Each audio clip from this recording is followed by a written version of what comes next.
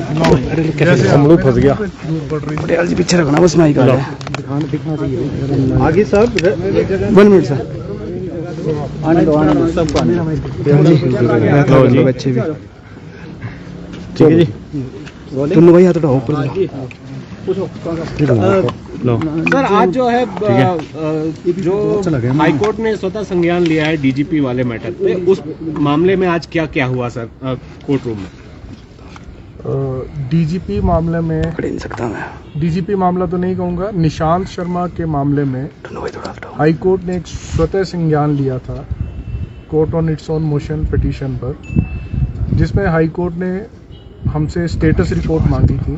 आज 2 शिमला एसपी और कांगड़ा एसपी ने उसमें स्टेटस रिपोर्ट फाइल की। उस पर जो भी इन्वेस्टिगेशन किया गया और निशांत शर्मा की जो कंप्लेंट थी उसको स्टेटस रिपोर्ट को माननीय न्यायालय के समक्ष रखा गया तथा माननीय उच्च न्यायालय ने सबसे पहले प्रश्न किया कि क्या आपने इस मामले में एफआईआर दर्ज की है। हमने न्यायालय को बताया कि जो फैक्ट्स कंप्लेंट में लिखे गए थे और जो उसके तथ्य हैं उनकी छानबीन कर हम स्टेटस रिपोर्ट न्यायालय के समक्ष रख रहे हैं।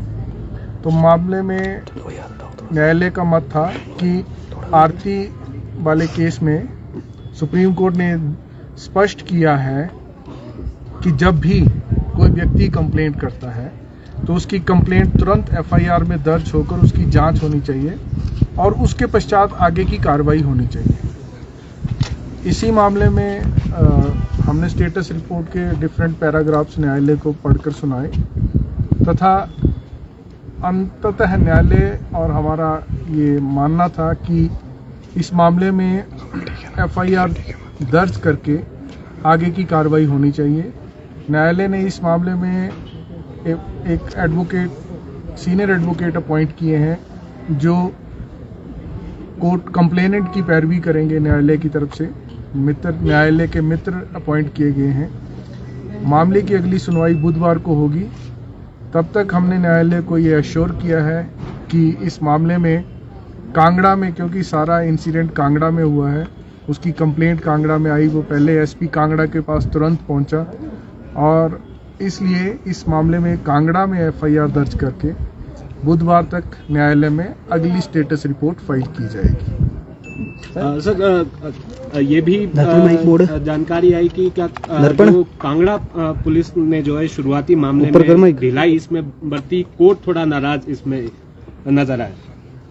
देखिए, ढिलाई बरतने और नहीं बरतने की ऐसी कोई बात नहीं है। कोर्ट ने ये कहा कि जब कंप्लेंट किसी ने दी है और उसने अपनी कंप्लेंट में लिखा है कि मुझे लाइफ टू थ्रेट है, उसने अपनी कंप्लेंट में लिखा है कि मेरी सुरक्षा की जिम्मेवारी प्रदेश सरकार की और मैं प्रदेश में असुरक्षित महसूस कर रहा हूं। उसने अपनी कंप्लेंट में एक एलिगेशन लगाया है कि मुझे डीजीपी ऑफिस से फोन आए।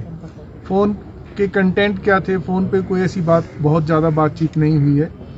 तो जब उसने क्रिमिनल इंटिमिडेशन की बात की है, रॉन्गफुल रिस्ट्रेंट की बात की है कि मुझे बाक्सूनाग में रोका गया कुछ गुंडा तत्वों द्वारा, और उसने गुड़गांव का भी एक मामले का जिक्र किया गया है जी। तो जब ये तथ्य न्यायालय के सामने आए और चर्चा में बहस के दौरान आए तो एक मत था कि इस मामले में तुरंत एफआईआर दर्ज करके एक सिटीजन की प्रोटेक्शन होनी चाहिए।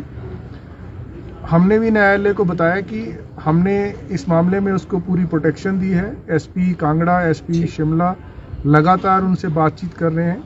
उन्होंने कहा है, निशांत शर्मा ने कहा है कि जब भी उसे आवश्यकता होगी वो प्रोटेक्शन की, जैसे उन्होंने एक एसपी कांगड़ा को लिखित दिया है कि जब वो पालमपुर से गग्गल एयरपोर्ट आएंगे तो उन्हें प्रोटेक्शन की आवश्यकता होगी तो वो बताएंगे उनको। परंतु न्यायालय ने कहा कि आपको उन्हें प्रोटेक्शन देनी चाहिए, तो हम उन्हें तुरंत प्रोटेक्शन देंगे। और क्योंकि मामले में गंभीरता है तो उसमें एफआईआर दर्ज करके उसकी फर्दर जांच की जाएगी। थोड़ा सा सरल तरीके से हम समझना चाहेंगे, ये सरकार ने कोर्ट को कहा कि सरकार एफआईआर करेगी या हाई कोर्ट के आदेश है एफआईआर के? देखिए, सरल भाषा में ऐसा है कि जब आर्ग्यूमेंट्स के बाद सरकार की मेरी तरफ से एश्योरेंस दी गई है कि हम इस मामले में एफआईआर दर्ज करेंगे। डीजीपी की भूमिका के ऊपर कोई सवाल उठाया? डीजीपी की भूमिका पर न्यायालय में कोई चर्चा नहीं हुई। वो न्यायालय में सिर्फ इतनी चर्चा हुई कि डीजीपी ने एक एफआईआर दर्ज करवाई है डेफामेशन के संदर्भ में, तो न्यायालय ने कहा कि आप उसकी अलग से फेयर छानबीन करें और इसी प्रकार जो इस व्यक्ति ने कंप्लेंट दी है इसकी भी एफआईआर दर्ज करके इसकी भी फेयर छानबीन करें और फेयर इन्वेस्टिगेशन होना ही आवश्यक है, जो न्यायालय का ध्येय है। ठीक है।